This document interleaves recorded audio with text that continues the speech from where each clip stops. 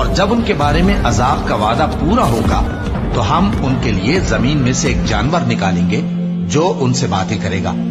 یہ ہم اس لیے کریں گے کہ لوگ ہماری آیتوں پر ایمان نہیں لاتے تھے۔